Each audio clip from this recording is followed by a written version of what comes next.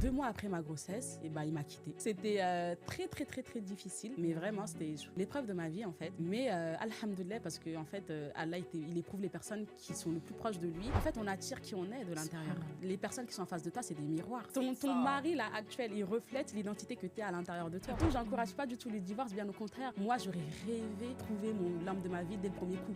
Franchement, je pense que tout le monde, aucune femme ne se marie pour se dire je vais divorcer. Quand tu divorces, en fait, tu es dans l'inconnu. Parce que surtout dans nos communautés, on te formate depuis toute petite à être l'épouse de, mère de, belle-fille de, d'accord? Du coup, tu te maries, tu es la femme de un tel, tu es la belle-sœur de un tel, etc. Et là, quand tu te retrouves seule, très souvent avec des enfants, en fait, tu perds tes repères, tu perds tes habitudes. C'est comme si tu sautais d'une falaise, en fait. Tu n'as plus de sécurité. Il y a quelque chose qui m'a énormément touchée. Quelques jours avant la naissance de mon fils, ma petite sœur, elle est venue avec tout ce qu'il faut pour la naissance d'un enfant. Ça, je n'oublierai jamais, en fait. C'était trop beau parce que du coup, elles étaient toutes là à me ramener tout ce qui... Genre, pendant 2 mois, j'avais besoin d'acheter rien, tu vois. Les Marquises, le média positif. Assalamu alaikum, j'espère que vous allez bien. Aujourd'hui, on se retrouve pour un nouvel épisode de l'émission Les Marquises. Les Marquises, c'est l'émission qui met en valeur les femmes d'impact. Ces femmes qui travaillent dans l'ombre, ces femmes qui souhaitent changer la vie de leurs consoeurs. Aujourd'hui, je reçois une femme très spéciale. Elle va nous parler de sujets très sensibles, mais je sais à quel point actuellement on en a besoin. Diaby, comment tu vas ? Ça va, alhamdoulilah. Alhamdoulilah. Diaby, est-ce que tu peux te présenter pour toutes nos spectatrices qui ne te connaissent pas? Donc, je m'appelle Diaby Idara, j'ai 36 ans, je suis maman de 3 enfants et je suis thérapeute et fondatrice de Hasminissa, le premier cabinet spécialisé dans l'accompagnement des femmes musulmanes divorcées. Diaby, qu'est-ce qui a fait quelle épreuve, vraiment, je veux vraiment rentrer dans le vif du sujet.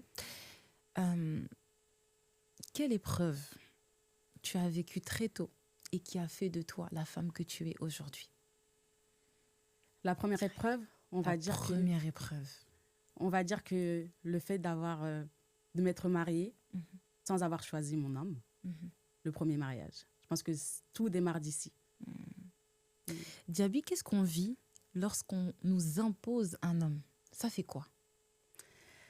En fait, moi, par rapport à mon histoire, c'est que depuis que je suis née, donc à ma naissance, à la maternité, on m'a déjà promise à quelqu'un.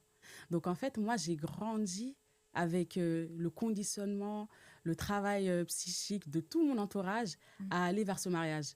Donc en soi, ça n'a pas été à un moment précis de ma vie où je me suis dit « Ah, on m'impose un mariage ». Non, en fait, ça a été tout au long de mon enfance jusqu'à mon adolescence où en fait, j'étais conditionnée à épouser cet homme-là.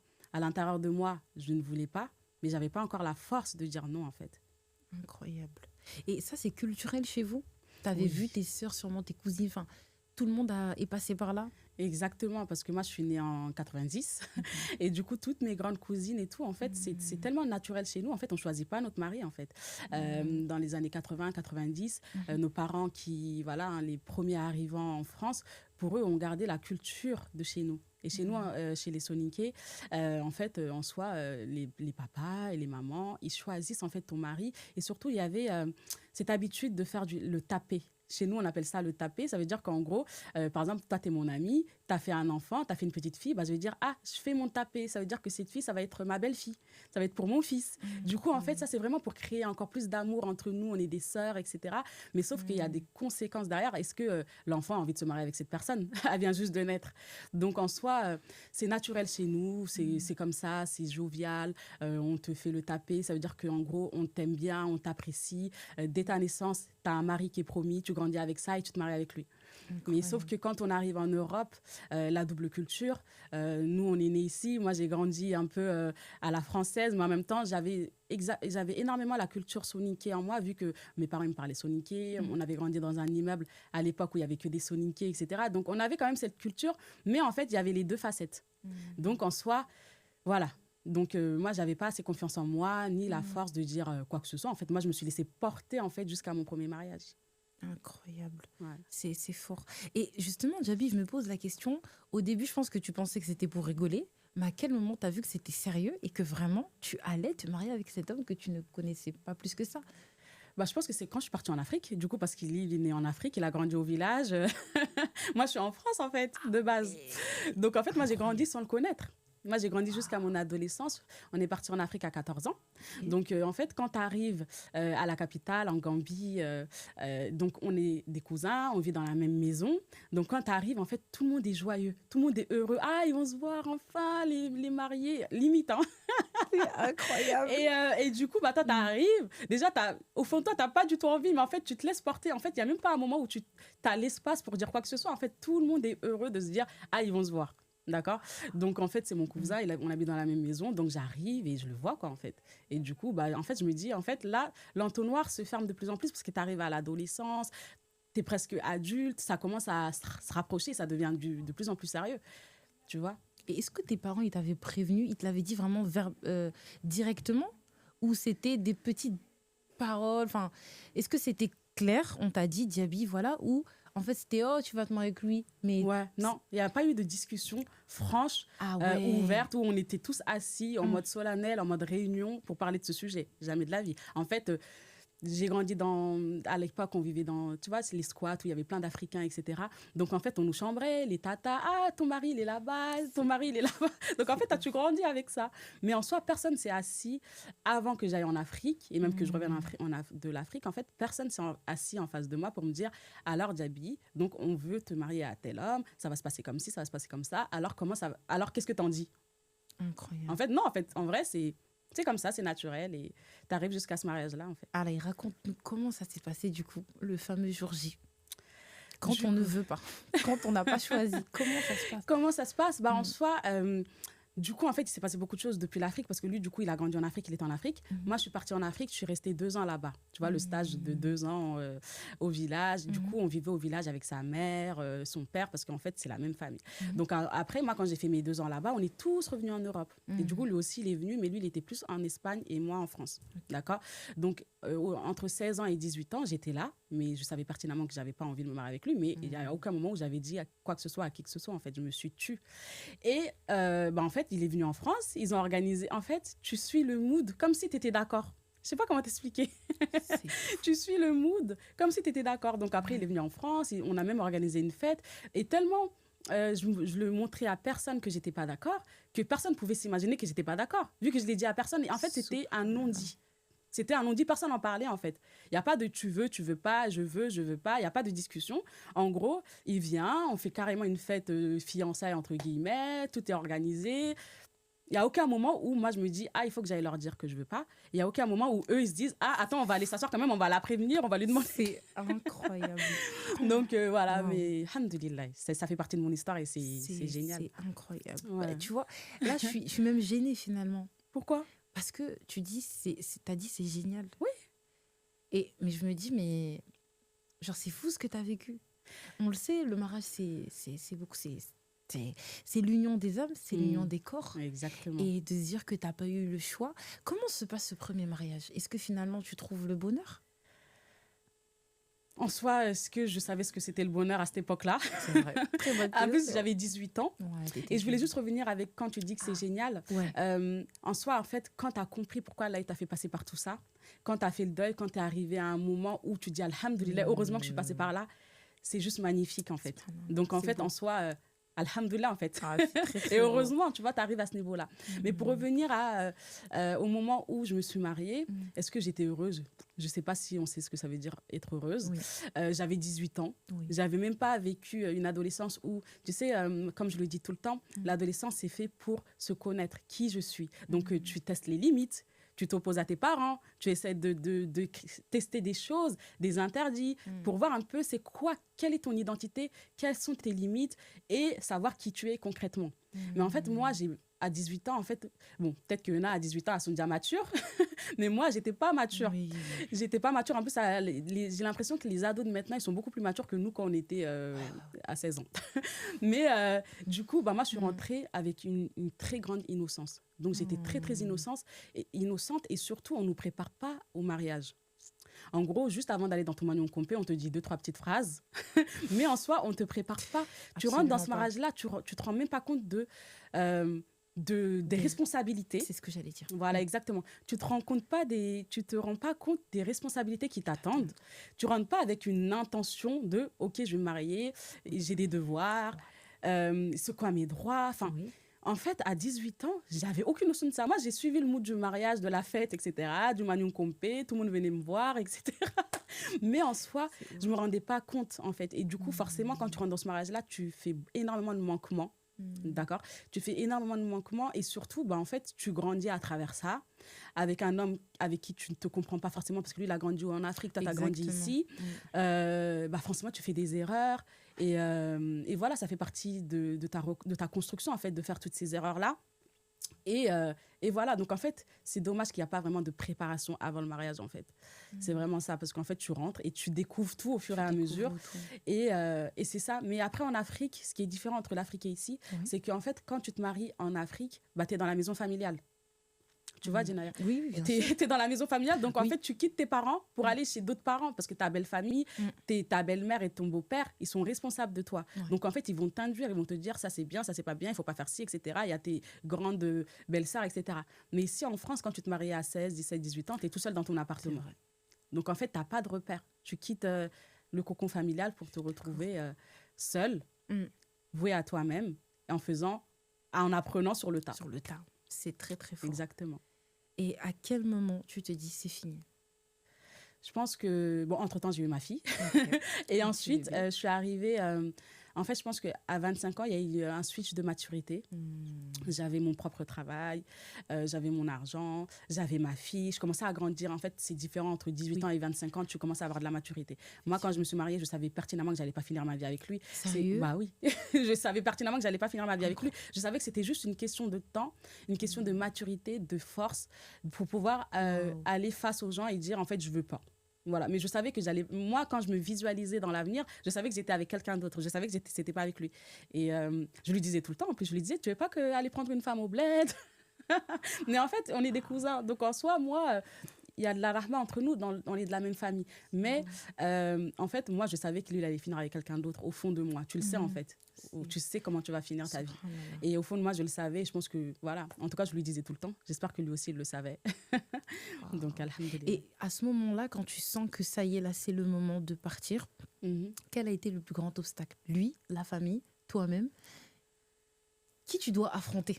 En fait, moi, j'affronte personne. Je prends ma fille, je vais prendre un studio et je me barre. Subhanallah. Non, mais en fait, parlé chez moi. Moi, en fait, j'ai tendance, quand je me sens bloquée, quand je sens que c'est le moment de sortir d'un cadre, en fait, je demande à personne, je fonce dans le mur. Je fonce et voilà, je ne cherche pas à comprendre. Donc, j'ai pris mes bagages. J'ai laissé l'appartement tel quel, comme on l'avait meublé, etc. J'ai pris mes bagages, ma fille. À ce moment-là, j'étais fonctionnaire de la ville de Paris. J'avais la possibilité d'avoir des logements de fonction, etc. Donc, on m'a mis dans un studio. En plus, alhamdoulilah, Allah, il a facilité. En quelques jours, j'avais mon studio. Wow. Alors que moi, je me disais, ça va être compliqué. Non. Pas du tout. En quelques jours, j'avais mon studio. J'ai pris mes bagages. J'ai dit, OK, je suis partie, moi. Incroyable. Et du coup, j'ai affronté personne. C'est après coup qu'ils ont vu que j'étais partie. Mais Diaby, est-ce qu'il s'est passé parce que je pense que les gens vont se dire, mais qu'est-ce qui s'est passé? Parce que tu as quand même l'air de rayonner, mais bon, oui, voilà. Oui. Est-ce qu'il s'est passé des événements où tu t'es dit, en fait, je peux plus continuer comme ça? Que ça puisse peut-être servir aux femmes. Après, bien sûr, on n'a pas le même degré de patience. Bien sûr, bien sûr. Mais toi, quels éléments se sont passés? Bien sûr, si c'est trop discret, il n'y a pas de problème. Non, mais il n'y a pas de souci. Oui. Qu'est-ce qui s'est passé et tu t'es dit, en fait, je ne peux pas continuer? En fait, quand dans l'intimité, tu n'as plus envie, en fait. Tu vois? Et en fait, tu sais, en grandissant, que tu as des péchés. Tu sais que, en fait, à partir du moment où tu es dans le cadre du mariage et que tu sais que tu as des responsabilités envers ton mari et Allah, et qu'en restant dans ce mariage-là, tu te prends plus de péchés que de hasanat, je pense qu'au bout d'un moment, on est là pour adorer Allah, on est là pour une mission, c'est d'aller au paradis. Donc, si toi, dans ton foyer, tu enchaînes que des péchés et que tu arrives même... En fait, tu fais que d'enchaîner des péchés, tu es voué à finir ta vie et mourir et aller face à Allah en ayant énormément de péchés. Et l'idée, c'est qu'on aille au paradis. Donc, au bout d'un moment, quand tu arrives dans ton foyer, tu n'arrives pas à faire tes devoirs de femme. Tu n'arrives pas à prendre soin de ton mari. Tu n'as même pas envie de faire à manger. Tu n'as pas envie de prendre soin de ton enfant. Enfin, au bout d'un moment, tu es en train de faire des manquements à des amanas que Allah t'a donnés. Donc, au bout d'un moment, je pense que la limite, pour moi, c'est quand tu vois que tu es en train de bousiller ta vie et ton paradis, en fait. Al-Harira ici et Al-Harira, tu es en train de tout bousiller. Donc, au bout d'un moment, il faut prendre ses responsabilités. Malgré tout, tu te dis, on est venu ici pour une mission pour aller au paradis. Donc, si mon paradis, il est en train de s'effacer pour ça, au revoir. Waouh. Ah oui, effectivement, ça demande beaucoup de maturité. Exactement. Mais, en fait, de se regarder dans la glace, je pense, et d'arrêter de se voiler la face et de se dire, ma vie, c'est comment en fait? Ah, c'est Mm. très très fort. Exactement. Tu te sépares, ça a été rapide, il a accepté l'homme ou il y a eu une acceptation finalement ou... Bah, en fait, je sais pas s'il y a eu une acceptation ou pas. Dans tous les cas, moi, j'étais plus là-bas.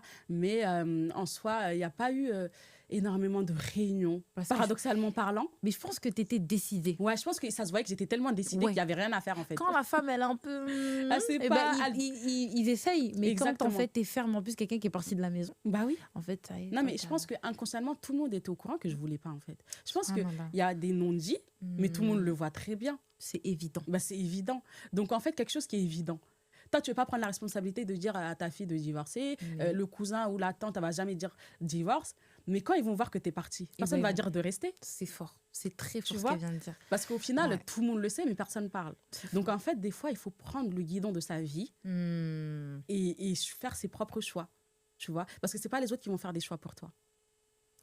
Très intéressant. Mm. Diaby, tu te sépares, tu te retrouves seule avec une petite fille dans Ouais. ton studio. Mm. À quel moment-là, la reconnexion à soi, l'apprentissage, je vois que tu es devenue une femme, machallah, Mm. vous allez voir que tu as fait plein de choses, Mm. tu es quelqu'un qui se cherche financièrement dans tous les domaines, Mm. spirituellement, intellectuellement. Mm. À quel moment tu te dis, il est temps d'investir sur moi? Je veux plus jamais être cette femme en fait à qui on impose des choses et qui suit en fait finalement. Mm. En fait, moi, j'ai eu plusieurs phases. Donc, Ok. en fait, quand je me suis retrouvée à 25 ans seule avec ma fille, en fait, j'ai vécu mon adolescence. C'était la pump it up. J'ai commencé à sortir plus avec mes copines, à me retrouver, à me reconnecter à moi-même. En fait, à savoir, en fait, c'est quoi mes limites. En fait, j'ai Qui vécu je ma suis. jeunesse. Ouais. J'ai vécu ma jeunesse. Mm. Je pense que c'est plus vers le deuxième divorce que j'ai commencé à vraiment comprendre, en fait. Mais le premier divorce, en fait, j'étais vraiment dans l'innocence parce que je n'avais pas vécu ma jeunesse avant le premier mariage. Et du coup, en fait, c'était pump it up. Tu vois, c'était vraiment pump it up. Incroyable. C'est ce qui m'a Mais envoyé. ce moment, qu'est-ce qui t'a appris? Ce Si moment, tu devais tirer une leçon de ce moment où tu étais seule, Mhm. après ton premier divorce, qu'est-ce que ça t'a enseigné? Je dirais quoi? déjà, ce qui m'a enseigné, c'est que Mm. j'avais énormément besoin de liberté. En fait, j'avais énormément besoin de liberté et je pense que c'est ça que j'ai pas eu dans mon foyer et surtout j'avais besoin qu'on me considère, tu vois, qu'on me considère, qu'on me regarde et qu'on me considère en tant que tel, qu'on me demande mon choix, que j'avais besoin d'imposer qui je suis en fait. C'est beau ça. Donc c'est pour ça que j'ai commencé à faire plein de choses. Ouais. C'est très très beau. Mm. Et ta relation avec ta mère, est-ce que tu penses que ta mère, elle t'en a voulu d'être comme ça, t'es célibataire? Tu vois, quand tu viens chez ta mère, bon, moi je rentre, elle sait que tu vas dans ton studio toute seule. Tu connais nos mamans, elles n'aiment pas ça. Ouais. Pourquoi t'es pas rentrée chez toi? Pourquoi Mm. t'es pas repartie chez ta mère, Diaby? Parce que non, pour moi, c'est... En fait, moi, j'ai énormément besoin de liberté. Je pense que dans toute l'histoire, vous allez voir. Ça va ressortir. Moi, ça va, je pense que le mot liberté, ça Il va être... reviendra. Voilà, j'ai énormément de liberté, donc j'allais pas sortir d'une Mm. prison pour aller dans une autre prison. Pour moi, c'était des prisons, Wow. en fait. Tu Wow. vois, j'avais Wow. besoin de liberté, mais en fait, comme j'avais pas de cadre à ce moment-là, là, c'est là où tu fais encore plus d'erreurs. Parce Ouais. qu'en fait, comme je l'ai dit tout à l'heure, à l'adolescence, tu vois les limites, tu Oui. testes des choses et tout. Mais quand t'as pas testé, t'es rentré dans un mariage, t'étais déjà dans une prison, t'es ressorti, donc tu testes des choses qui sont parfois borderline, Ouais, d'accord? ouais, ouais. Et du coup, pour revenir à ma mère, en fait, je pense pas qu'elle était en colère. Mon père, lui, il n'était pas très bien au début, au Ouais. tout début, parce que Oui. c'était son neveu à lui, son côté à lui. Mais ma mère, je pense qu'au fond d'elle, franchement, il faut se dire la vérité, elle savait. En fait, tu le sais quand ta fille, elle n'est pas heureuse. Ouais, Tu c'est vois, vrai, je le sais. Tu le sais. Après, moi, je me rappelle pas d'une grosse discussion, mais c'était juste le remariage. En fait, la peur des mamans, c'est que tu restes célibataire comme Oui, ça. oui. Eux, ils veulent, ok, t'as divorcé, c'est bien, mais remarie-toi, en fait. Tu vois ce que je veux dire? Reste pas comme ça à faire la bringue, là. Reviens dans le cadre, dans les Voilà, règles. voilà. Marie-toi. Mais en fait, en plus, moi, dans le moment où j'étais seule dans mon studio avec ma fille, personne ne s'est levé pour enlever le mariage. Hein. Lui, il était dans son appartement, moi, j'étais dans mon appartement. Comme c'est un truc de famille, personne ne s'est dit, bon, on va enlever le mariage. Tu vois? Et cette situation, elle a duré combien de temps? Plus d'un an. Je sais même plus Ah combien de temps. ouais, Ah non, mais moi, carrément. qui va oser venir? C'est bon, on fait le divorce. C'est vrai que personne... Les gens, ils ont peur de prendre cette responsabilité de séparer rompre. deux êtres. Surtout Exactement. qu'on sait que c'est quelque chose que Dieu Il n'aime n'aime pas. pas, Mais exactement. moi, j'aimerais vraiment rebondir sur un Ouais. truc. Diaby, tu me diras si tu es d'accord avec moi. Oui. Mais quand on s'est marié tôt, surtout dans notre culture, où, limite, ta valeur, elle est proportionnelle à si tu es marié ou pas, si tu as des Exactement. enfants ou pas. Si Exactement. tu n'as pas ces choses, tu n'as pas de valeur. Du Exactement. coup, on nous pousse vite vers cette porte du mariage. Mariage, ouais. Et je trouve que justement, beaucoup de nos sœurs, et vous dites-nous dans les commentaires si vous êtes d'accord, le moment où tu te maries, tu es dans ce moule-là, tu dois gérer ton foyer, tu dois gérer tes enfants, en fait, tu te perds. Tu sais plus qui tu es, tu sais pas ce que tu aimes. Limite, en fait, ta vie se définit à ça. Et je pense que ce moment par lequel tu es passé, du coup, de divorce, comme tu disais, c'est ce moment où tu as pu te reconnecter. Qu'est-ce que j'aime? Certes, tu as dit, il y a eu du borderline, mais c'est de se dire, OK, j'aime ça, j'aime pas ça. Voilà exactement. qui je suis. Ouais, En fait, ouais, j'aime ça. Ah non, j'aime pas ça. Et ça, tu vois, quand tu as été mariée très tôt, tu n'as pas eu cette opportunité. Je pense que c'est pour ça que c'est important, même marié, de prendre le temps de se connaître. Et ça, on en parlera, c'est le métier de Djaby. Du coup, Djaby, à quel moment tu te dis, c'est bon, je veux me remarier? On y va. En plus, moi, ça a été rapide. Ah ouais? Ouais, ça a été rapide. Je suis pas restée longtemps célibataire. Ok. Je crois que ça a duré 2-3 ans. Ok. Du coup, en fait, quand tu cherches des limites, bah, tu fais parfois des mauvais choix, d'accord? Et c'est là où après, tu apprends des choses, tu apprends de tes erreurs et tu avances. Du coup, en fait, comme je suis sortie d'une prison, donc j'ai voulu énormément de liberté. Du coup, je n'ai pas choisi mon mari de la meilleure des manières, dans le cadre de la religion, etc. J'ai juste vu un mec qui était fou de moi. Moi aussi, je me suis dit, je suis fou de lui. En plus, Shaitan, quand il embellit le truc. Et du coup, en plus, c'est quelqu'un. En fait, je pense que j'avais besoin d'aller vraiment à l'opposé et choquer tout le monde, tu vois. Donc, c'était quelqu'un qui n'était pas du tout de notre origine. Ah ouais. Qui était surtout pas soniqué, du coup. Pas de chez nous et tout. Du coup, moi, je crois que j'étais là pour les choquer, en fait. Je te jure. Du coup, je suis allée à l'opposé. C'était juste l'amour. Donc, tu vois, tout ce que Allah il a mis en place pour nous encadrer vers le mariage, ça, je ne l'ai pas fait. Du coup, quand tu ne fais pas ça, forcément, après, on pourra le détailler dans une autre partie. Mais en fait, moi, je n'ai pas suivi le cadre de la religion. J'ai juste vu un homme qui me plaisait. Lui, il était fou de moi. Il me montrait clairement qu'il m'aimait. Du coup, avec Shaitan, ça embellit le truc. Du coup, bah, en fait, au début, je me suis dit, c'est pas possible. En plus, il dit qu'il est converti. Est-ce que c'est sûr? Est-ce que c'est pas sûr? Nanana. Mais en fait, je me voilais la face. Tu vois, je voulais pas aller dans ce truc-là, tu vois. Et du coup, je voulais juste écouter mes passions, mes émotions, etc. Donc, forcément, quand tu regardes le papier comme ça, tu sais que c'est un peu voué à l'échec. Mais tu rentres dedans. J'avais énormément de doutes et de peurs. Mais en fait, je pense que c'était encore ce besoin d'aller très loin du cadre soninké, du cadre assez rigoureux, etc. Je voulais tout péter, en fait. Et je suis allée à l'opposé. Ça a été vraiment dur pour mes parents parce qu'en fait, du coup, chez nous, on est tellement conservateurs. Il faut qu'on se marie entre nous, de chez nous, etc. Et surtout, la valeur religieuse, elle est super importante. Donc, en fait, moi, je leur dis, les musulmans, mais en fait, c'est un peu bizarre, tu vois. Et du coup, voilà, je me marie, j'étais jeune. Mais cette épreuve, en fait, je vais expliquer aussi par la suite l'épreuve qui m'est arrivée. Mais Allah, en fait, à travers cette épreuve, c'était pour me façonner et me ramener vers lui, en fait. Tu vois.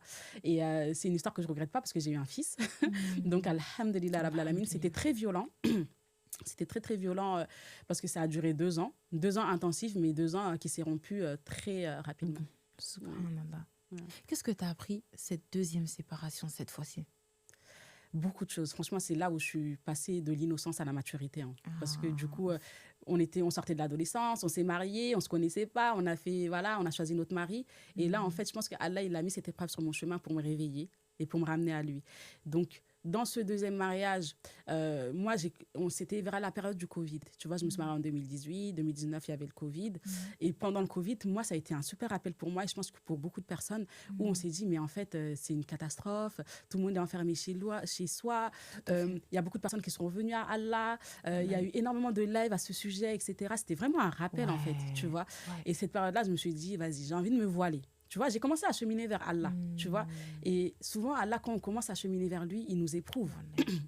Du coup, je commençais à prier plus, à chercher ma religion, à cheminer vers Allah, à porter le voile, etc. Sauf qu'après, ça a commencé à être déséquilibré avec mon conjoint actuel. Parce que du coup, lui, il n'était pas dans ce mood-là vraiment à fond. Il avait kiffé sur une meuf qui était un peu festif, etc. Et là, cette meuf, elle commence à se transformer à une autre personne. Et du coup, ça commençait à être désaligné. D'accord ? Mais après, moi, je voulais absolument mon fils. Du coup, je suis tombée enceinte et tout. Et alhamdoulilah, et en fait, 2 mois après ma grossesse, il m'a quittée. C'était très, très, très, très difficile. Mais vraiment, l'épreuve de ma vie, en fait. Mais alhamdoulilah, parce que en fait, Allah, il éprouve les personnes qui sont le plus proches de lui. Et moi, comme je commençais à me rapprocher d'Allah, il m'a mis cette épreuve pour m'élever. Et comme toutes les personnes qui traversent des épreuves, les épreuves, ils ont une fonction. Donc l'idée, c'était ça, en fait. Incroyable. Ouais. Donc, tu te retrouves enceinte, Ouais, seule. exactement. Comment tu vis le regard des autres, de ta famille? Comment tu le vis? Déjà, en fait, je pense que j'étais dans un choc et dans une tristesse immense. Hein. Parce que du coup, déjà, toi-même, tu culpabilises. En mode, j'ai fait le pire choix de ma vie. tu vois, tu te dis, mais déjà, au début, quand c'est le premier mariage et qu'on te l'a imposé, tu peux dire, oui, c'est de leur faute, c'est de leur faute, c'est de leur faute. Mais là, en fait, c'est ta propre responsabilité. C'est toi qui es parti vous dire que tu veux te marier avec lui. Donc, les conséquences, c'est toi. Donc là, tu te dis, déjà, je l'ai choisi. Entre guillemets, contre le choix de mes parents. Donc, j'ai fait souffrir mes parents pour me marier avec lui. Et en plus, il m'arrive cette dinguerie-là. Donc, en fait, tu culpabilises. Mais il y a une énorme tristesse parce que tu as choisi ce mariage-là. Donc, en fait, quand ça échoue, tu n'as pas envie que ça échoue, en fait. Tu vois? Donc, moi, j'ai traversé une très, très, très grosse phase de tristesse et de larmes, en fait. Tu vois? Et après, le regard extérieur, en fait, j'étais tellement focalisée sur mes émotions que je crois que je ne voyais même pas les autres. Mais j'étais vraiment énormément soutenue par ma sœur, ma mère, ma famille. C'était vraiment un soutien. Ils m'ont entourée dans cette épreuve. Et surtout, il y avait Allah. Donc, alhamdoulilah. Ah, c'est fort. Et c'était un sentiment, tu penses le sentiment dominant, c'était la trahison, l'injustice, comment il a pu me faire ça? C'était ce que tu lui en voulais? Oui, je l'en voulais, c'était de la trahison. Et en fait, c'était tellement brutal parce que tu vois, quand Allah il veut t'enlever de quelque chose, c'est brutal. Il n'y a même pas besoin de... C'est brutal. Ça veut dire que j'ai même pas eu... genre en mode, attends, on va réparer. Ouais. Attends, les réunions. Attends, tu vois. C'était très, très brutal. Et du coup, j'ai pas eu cette chance, entre guillemets. Tu vois, dans les couples, souvent, il y a des hauts et des bas. On essaie de remonter la pente, on essaie de faire des choses. Moi, en fait, c'était tellement brutal, il n'y a pas eu tout ça. Tu vois, du coup, j'ai eu, en fait, je lui en voulais parce qu'il n'y avait pas de loyauté. Pour moi, en fait, quand tu te maries, j'ai ce côté loyal qui est vraiment important chez moi. Et pour moi, en fait, tu vois, c'est de la trahison, tu vois, et ça m'a vraiment brisée. Et aussi le fait d'être enceinte. Je pense que quand tu es enceinte, tu es plus vulnérable qu'en temps normal. Tu as besoin de ton conjoint, tu as les maux de grossesse, etc. Et du coup, en fait, il y a la vulnérabilité, la culpabilité envers moi-même, la honte, et surtout un peu de colère vers la personne qui t'a trahi. Ah, purée. Ça a dû être très, très difficile, Oui. vraiment. Et je pense que les sœurs, peut-être, qui nous regardent, qui vivent ou qui ont vécu cette épreuve, pourront en témoigner. Diaby, finalement, tu lui as dit que c'était une des épreuves les plus dures de ta vie. Et en quoi ça a été un tremplin? Ma reconnexion à Allah. Allez. Je pense que tu te perds, en fait, dans la jeunesse. Je pense qu'on n'est pas tous... on n'est jamais arrivé au summum de sa foi. Ça, c'est... Voilà, on continue toujours à cheminer. Mais en fait, il y a des degrés. Il y a quand même des degrés. Donc, moi, avant tout ça, en fait, je peux dire même que j'étais éloignée d'Allah. Tu vois. Et je pense que cette épreuve était la clé pour dire, en fait, je suis rien sans Allah. C'est trop beau. Tu vois, c'est vraiment ça, en fait. J'étais, comme tu le dis, c'était triste, c'était pas facile, etc. Mais c'est la période de ma vie où j'étais enceinte, seule, abandonnée. C'était la période où j'étais le plus connectée à Allah. Je me sentais dans une bulle de rahma, je me sentais dans une bulle d'amour. Et tout était dans la difficulté, il y a la facilité. Dans la difficulté, il y a la facilité. C'est-à-dire que moi, j'étais dans ma difficulté, mais j'avais plein de facilité autour de moi. J'avais de l'aide. Tu vois, il y a des femmes, elles sont mariées dans leur grossesse, elles n'ont pas l'impression que leur mari, il est là. Oui. Moi, j'étais seule. Mais j'avais tellement d'aide autour de moi. Subhanallah. J'avais de l'aide. J'avais pas l'impression... il y avait des moments où quand j'allais faire les courses, j'étais seule et tout. Du coup, c'était un peu triste. Mais en tout cas, j'avais des facilités, j'avais des ressources. J'avais ma famille. J'avais énormément de soutien de mes sœurs, de ma mère et tout. J'allais beaucoup chez mes parents, tu vois. Et il y a quelque chose qui m'a énormément touchée. Quelques jours avant la naissance de mon fils, ma petite sœur, elle est venue avec tout ce qu'il faut pour la naissance d'un enfant, tu vois. Et ça, j'oublierai jamais, en fait. C'était trop beau. C'était trop beau. C'était trop beau parce que du coup, elles étaient toutes là à me ramener tout ce qui... Genre, pendant 2 mois, j'avais besoin d'acheter rien, tu vois. Toutes les couches, les biberons, tout. Et j'ai vu ce gros panier devant moi. Je me suis dit, en fait, j'ai pas besoin d'un homme, j'ai tout ce qu'il me faut. Du coup, c'était vraiment trop beau. Et des fois, on pense que... que Allah il nous éprouve, qu'on est abandonné, mais en fait, on n'est jamais abandonné. On n'est vraiment pas Jamais abandonné. Tu vois comment c'est Exactement. beau.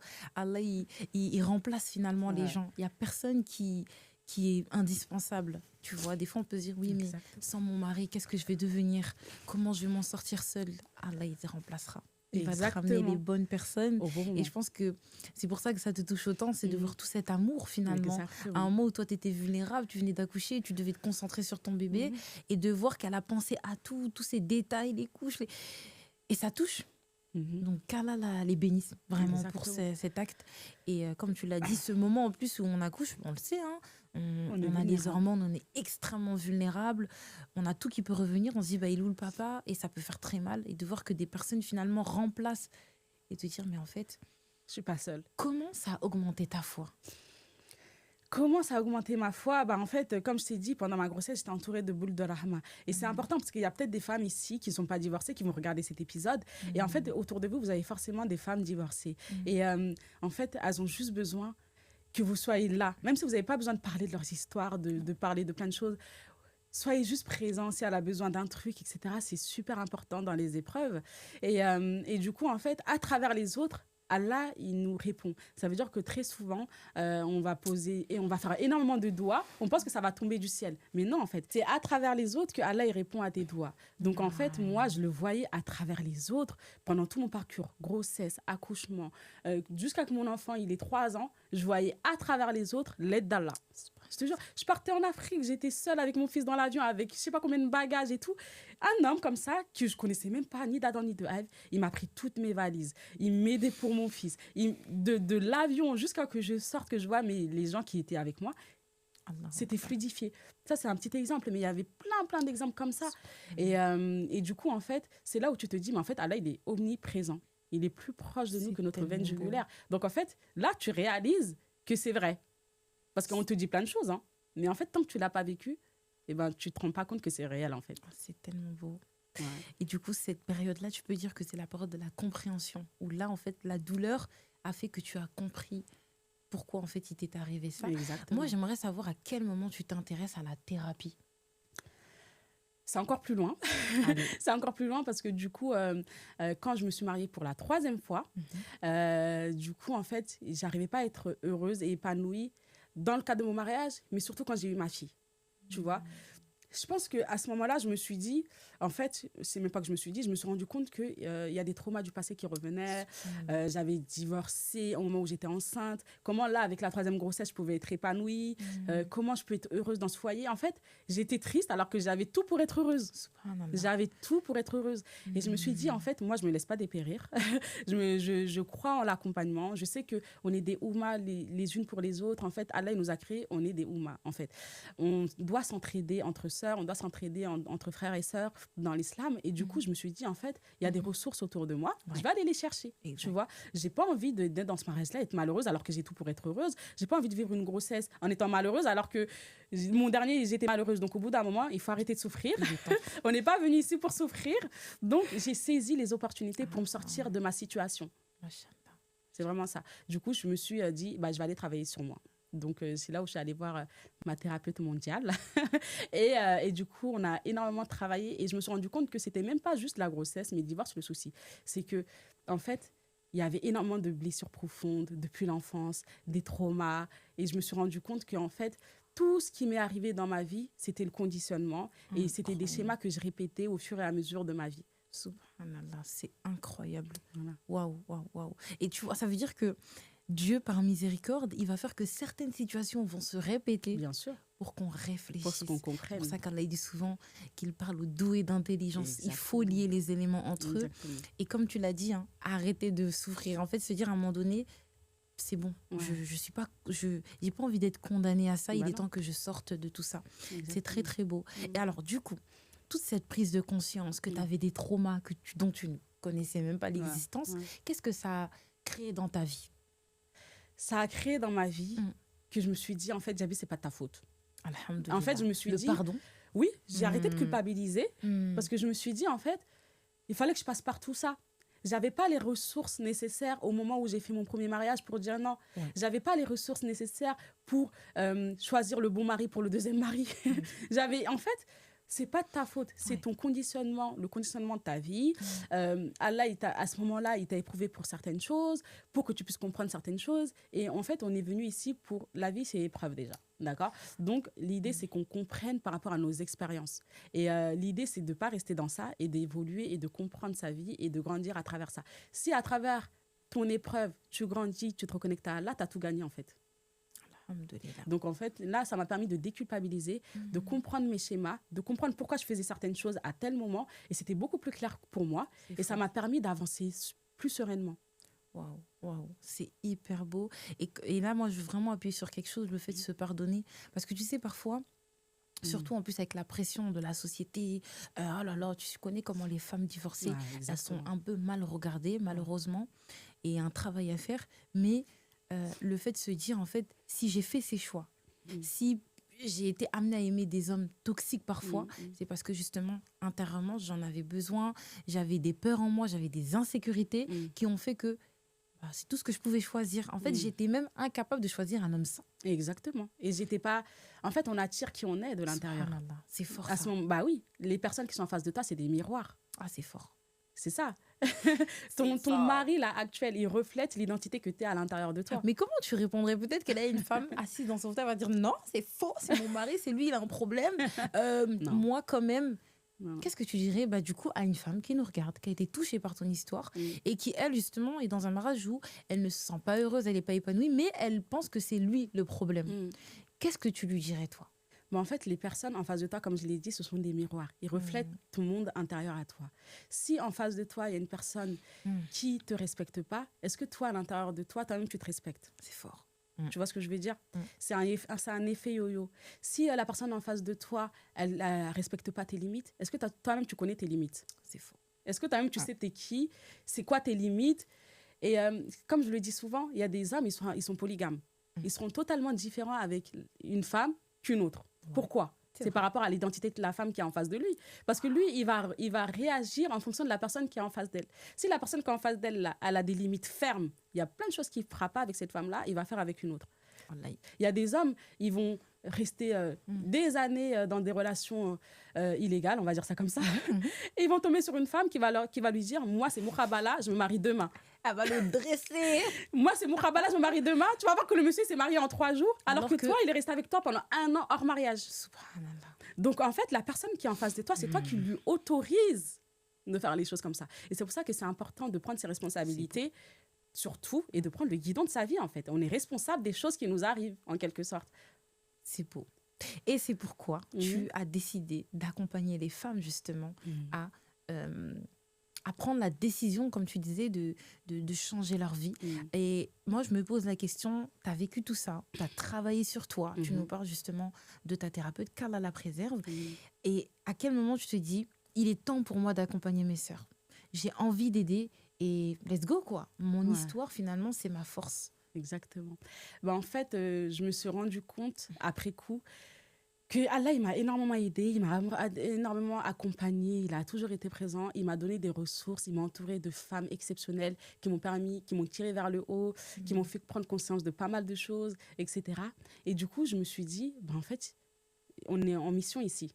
On a chacune nos missions, on est venu ici pour adorer Allah. À travers une activité, comment je peux adorer Allah, d'accord? Et du coup, je me suis dit, en fait, mon parcours, il ne faut pas qu'il serve à rien, déjà. Il faut qu'il puisse toucher d'autres femmes, qui puissent se dire, il y a espoir. En fait, redonner espoir à d'autres femmes. Et surtout, il y a des femmes peut-être qu'elles sont isolées, parce qu'à travers le divorce, il y a énormément d'isolement parce qu'elles ont honte. D'accord? Il y en a, elles se mettent en retrait, personne ne les rejette. C'est elles-mêmes qui se mettent en retrait, elles se mettent dans une bulle, elles traversent leur divorce seules. Donc l'idée, c'est que, à rompre l'isolement, qu'elles disent, il y a une personne qui est passée par le chemin par lequel je suis en train de passer, elle va pouvoir me conseiller, m'aider, surtout sans stigmatisation, sans être jugée, etc. Et c'était pas aussi clair que ça que j'allais être l'ambassadrice des femmes divorcées. C'était tout un processus. Au début, en fait, du coup, Atouma Sissako, c'est juste une personne incroyable qui a eu énormément d'impact dans ma vie. Je vais me calmer parce que j'ai trop pleuré pendant le podcast. Non, mais c'est intense. Non, il ne faut pas pleurer pendant tout le long, là. Moi, j'aime quand mes invités sont...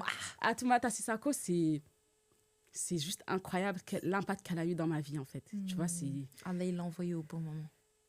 elle se rend même pas, je pense qu'elle réalise pas, hein, en fait. Bah, elle tu le vois. verra lors de cette interview. Mais je pense que je le dis pas assez. Mais du coup, elle, à travers un accompagnement qu'elle fait, en fait, elle appelle ça le plein potentiel, tu vois. Et l'idée, en fait, c'est de travailler sur plusieurs plans de ta vie. Du coup, dans son accompagnement, il y avait une partie où on faisait de l'entrepreneuriat. Moi, j'étais vraiment... Depuis toujours, je savais que je voulais entreprendre. Tu vois, depuis très longtemps, depuis que ma fille, elle avait... Depuis 2012, je savais que l'entrepreneuriat, c'était quelque chose qui m'attirait. Parce que comme depuis le début, on parle de liberté, pour moi, l'entrepreneuriat, c'est une porte vers la liberté. Ah oui. Moi, on me coince de 9h à 17h, c'est horrible pour moi. Ok. Je peux pas prier à l'heure, je peux pas porter mon voile, je peux pas aller prendre mes enfants à l'école quand il y a une grève. Enfin, voilà.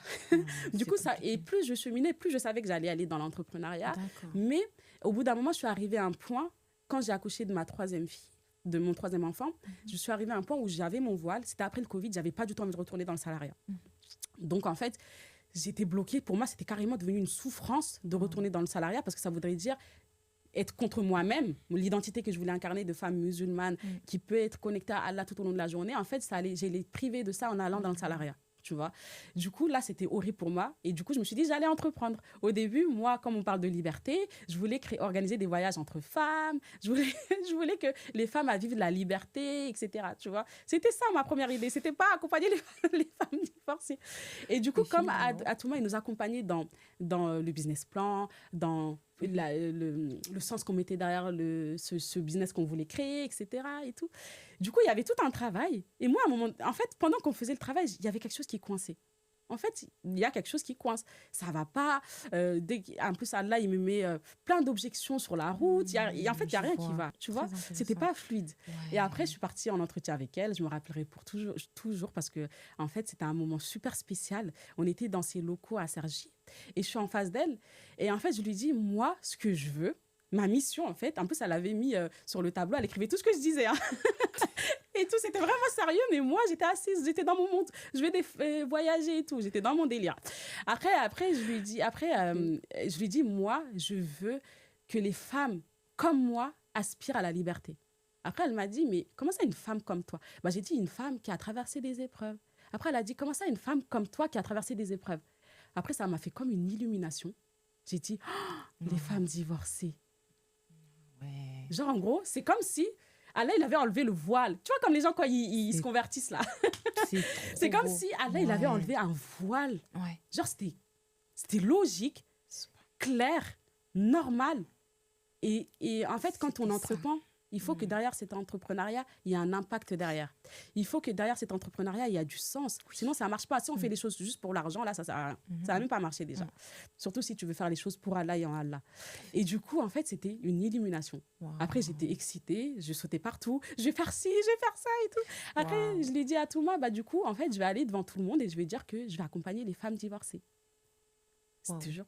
Et au début, comment tu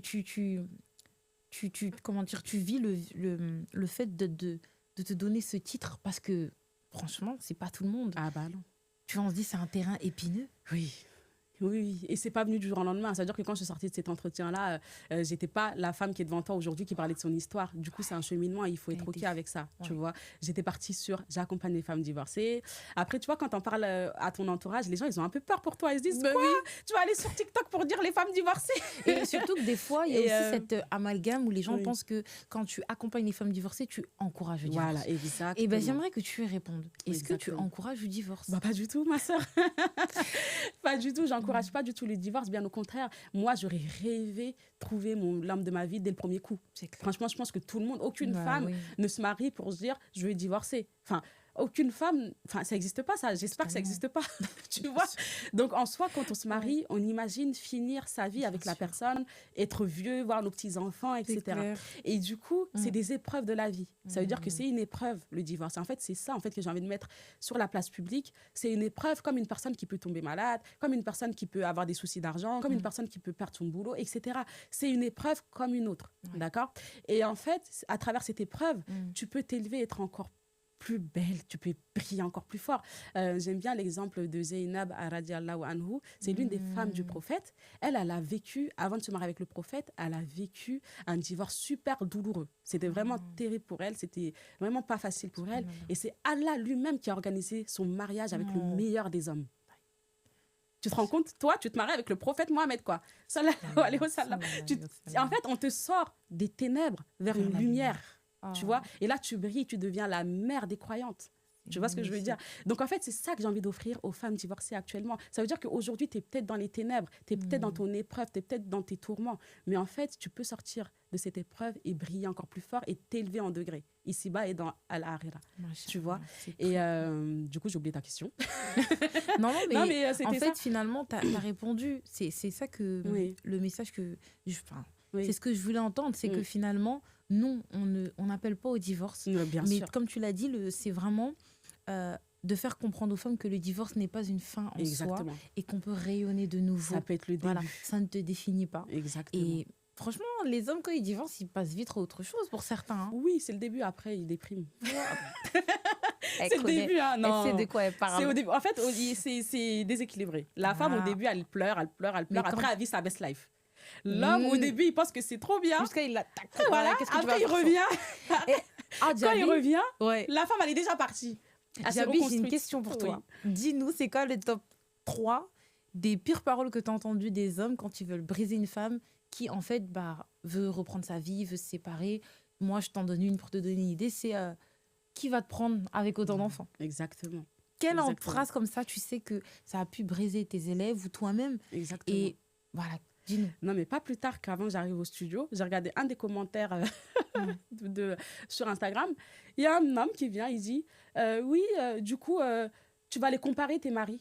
Genre, en gros, vu que tu en as eu plusieurs, tu auras un moyen de les comparer.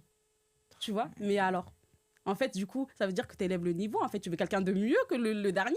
Tu vois ce que je veux dire? Et Allah, il va te donner mieux. C'est ça, vraiment. Et il y a ça. Il y a aussi, justement, qui va te prendre avec tes maris. Ça fait très mal, ça. Ouais. Mais il ne faut même pas en prendre compte parce qu'il y a tellement de femmes divorcées avec des enfants qui se remarient avec des hommes tellement merveilleux qu'en fait, il faut juste regarder. C'est leur propre insécurité, ça. C'est fort. Ah, c'est fort. Hein. Oula, les hommes ne vont pas aimer cet épisode. Ah, bah oui, c'est leur propre insécurité. Djabi, j'ai une question. Alors, selon toi, qu'est-ce qui fait qu'une femme, profondément, lorsqu'elle se sépare, elle a cette croyance, parce que des fois, oui, l'homme, il le dit pour la tacler, mais vraiment, certaines femmes, elles le pensent sincèrement, je ne retrouverai pas quelqu'un d'autre. Ouais. D'où ça vient? Pourquoi on a cette croyance-là? Pourtant, il y a des cultures où divorcer, c'est vraiment... les Mauritaniennes. Voilà. Mais pour toi, vu que tu es thérapeute, selon toi, d'où ça vient? C'est des peurs et des insécurités. Parce qu'en fait, quand tu divorces, en fait, tu es dans l'inconnu. Parce que surtout dans nos communautés, en fait, on te formate depuis toute petite à être l'épouse de, mère de, belle-fille de, d'accord? Du coup, tu te maries, tu es la femme de un tel, tu es la belle-sœur de un tel, etc. Et là, quand tu te retrouves seule, très souvent avec des enfants, en fait, tu perds tes repères, tu perds tes habitudes. C'est comme si tu sautais d'une falaise, en fait. Tu n'as plus de sécurité. Tu n'as plus de filet de sécurité. Et du coup, c'est là où tu t'as travaillé, mais profondément, ton tawakkul. Tu vois, c'est là où tu dois vraiment travailler ça et surtout travailler tes blessures. Tu vois, on a beaucoup de blessures du rejet, de l'abandon. Tout ça, ce sont des insécurités qu'on a à l'intérieur de nous. Et c'est ce qui fait que parfois, on a peur de l'avenir, on a peur des conséquences de nos décisions. Voilà. Mais du coup, en fait, si tu prends la décision de divorcer dans le cadre de la religion et que c'est organisé, c'est cadré, tu vois que tes dires, ce sont des conditions de divorce, mais pourquoi tu as peur? Parce qu'Allah, il a tout organisé, en fait. Très intéressant. On y arrive à la fin. Ouais. Déjà, ça passe tellement beau. Ouais. Et vraiment, merci à toi. Avant qu'on termine, je tiens vraiment à te remercier, Djabi. C'est pas facile, vraiment, de se livrer comme ça, à cœur ouvert, de partager un message authentique et sincère. Mais je pense qu'on arrive à une époque où, plus que jamais, on en a besoin de lever le voile, justement, sur le divorce. Parce que on est frappé de plein fouet. Je pense qu'on a tous quelqu'un dans notre famille qui s'est séparé. Et comme tu l'as dit, les femmes, certaines, elles le vivent très mal. Les hommes aussi, les enfants aussi. Oui, bien sûr. C'est un sujet, ça aussi. On va en reparler très rapidement. J'aurais quand même une question là-dessus. Djabi, qu'est-ce que tu dirais à une femme qui actuellement voit notre vidéo, traverse une séparation? En tout cas, elle est sûre dans son cœur qu'elle va se séparer, même si ce n'est pas encore fait. Et elle se sent perdue. Qu'est-ce que tu lui dirais? Tu la dirigerais vers où, vers quoi? Et pour qu'elle puisse au moins avoir cette paix, parce qu'elle se sent complètement submergée par ses émotions. qu'est-ce que tu lui dirais, Diaby? Déjà, il faut que... Forcément, elle a des peurs. Tu sais, quand tu prends des grosses décisions comme ça, ça a un impact dans ta vie, dans ta famille, etc. Donc, c'est une grosse décision. C'est normal qu'elle ait peur. Vraiment, il faut valider ça parce qu'il faut penser... Faut pas croire que les femmes, quand elles divorcent, c'est pump it up. Donc, en vrai, c'est normal qu'elle ait peur et il faut le valider, c'est OK. En fait, moi, ce que je lui dirais, déjà, c'est de se poser et de noter le pour et le contre. Et surtout, de voir si...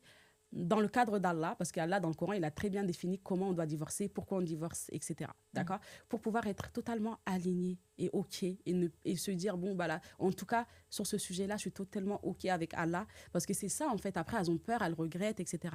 Et c'est là où il y a plein de peurs et de regrets. Donc, moi, la base de mon accompagnement, c'est Allah, en fait. Donc, les personnes qui veulent être accompagnées, il faut qu'ils sachent que dans le socle de toute la méthode Nour, c'est Allah. C'est la base, d'accord? C'est la base de tout. Et ensuite, quand tu es OK avec Allah, tu as fait la prière de consultation, tu as fait du jeûne, tu as fait tous les trucs surrogatoires que tu peux faire pour que Allah il te sécurise de l'intérieur. Il faut clairement lui demander à Allah, guide-moi vers le bon choix, guide-moi vers le bon chemin, sécurise-moi de l'intérieur. Et tu vas voir que Allah il va te mettre des signes sur ton chemin, il va t'inspirer des choses. D'accord? Et ensuite, forcément, c'est pas anodin de divorcer. Donc, quand tu divorces, il faut vraiment te reconnecter à toi-même, travailler sur tes blessures, comprendre la relation, comprendre pourquoi tu t'es attaché à cet homme, pourquoi ça n'a pas fonctionné, etc., avant de te replonger dans un deuxième mariage. Et pourquoi, selon toi, ce travail, il est indispensable? Il est indispensable parce qu'on arrive dans un second mariage avec les pots cassés de notre ancien mariage. Donc, en fait, on va faire souffrir l'enfant d'autrui qui n'a rien demandé, parce que tu as des insécurités. Il y a des femmes, elles deviennent dépendantes affectives. Il y a des femmes, elles deviennent ultra jalouses. Elles deviennent invivables, clairement. Donc, en fait, on n'a pas à souffrir, mais on n'a pas à faire souffrir les autres. Et surtout, quand on rentre dans un nouveau mariage, on rentre avec un socle sain. On ne va pas rentrer avec tous les bagages du passé qui vont venir ternir notre nouveau mariage. L'idée, c'est que quand on rentre dans ce mariage-là, on rentre avec de la lumière, avec de la rahma, avec de la sakina. C'est ce qu'Allah nous promet dans le mariage. Donc, pour ça, il faut faire table rase. Il faut faire de l'introspection. Il faut travailler sur les blessures, les traumas. S'asseoir et tout bien déblayer, avoir beaucoup plus de clarté pour se dire alhamdoulilah, c'est bon, je peux aller sur un nouveau départ parce qu'en face de moi, je vais attirer une personne qui est un miroir de mon monde intérieur. Donc, mon monde intérieur, il est assez clean. Donc, je vais pouvoir attirer une bonne personne. Mais les personnes qui ne font pas du tout ce travail-là, ils vont attirer encore des personnes qui vont être un miroir de leurs blessures. Du coup, ça va être quoi? Schéma répétitif. Comme tu n'as pas compris l'épreuve une première fois, Allah, il va te mettre les épreuves une deuxième fois pour que tu comprennes. Donc là, on enchaîne les divorces. Ou sinon, la personne ne va pas divorcer dans son deuxième mariage, mais elle va être totalement malheureuse et elle n'aura pas de porte de sortie parce que, OK, tu as divorcé une fois, tu as réussi à surmonter le regard extérieur, mais divorcer une deuxième fois, divorcer une troisième fois, je pense que les couches, ils se superposent, tu vois. Donc, c'est super important de travailler sur ça. C'est très, très fort ce que tu viens de dire là, vraiment. Peut-être une masterclass avec notre chère Diaby mondiale. Alors, c'était vraiment là l'experte à parler et vraiment, je te remercie. Diaby, si tu devais résumer ton parcours en une seule leçon de vie, ce serait quoi que tu pourrais transmettre à ta fille, par exemple? Une leçon, un conseil. Si tu devais résumer tout ce que tu as vécu, ce par quoi tu es passé, les rires, les pleurs, si tu devais donner un conseil à ta fille, tu lui dirais quoi? Je lui dirais que les épreuves, c'est un cadeau. C'est un cadeau divin, en fait. Je lui dirais, dans ta vie, tu vas traverser des choses, tu vas forcément parfois être triste, parfois être pas bien, etc. Mais si tu t'accroches à ta foi, ces épreuves sont source de purification et d'élévation. Merci à toutes. J'espère que vous avez apprécié. En tout cas, vraiment, Diaby, tu as rempli nos cœurs de lumière. Vous pouvez voir à quel point elle est rayonnante. C'est assez incroyable. Masha'Allah. Qu'Allah te préserve, que tu puisses accompagner énormément de femmes impactées. On en a besoin plus que jamais. Et merci à toi. Vraiment, je suis très honorée de t'avoir accueilli. Merci. Prenez soin de vous. On vous mettra bien évidemment son Instagram, ses coordonnées. Et vraiment, n'hésitez pas. Ne souffrez pas seul. Ne vous dites pas que vous êtes condamné ou autre. Vous l'avez vu. On peut renaître de ses cendres, comme Diaby nous l'a montré. On vous dit à très bientôt. Ciao, ciao. Salam alaikum.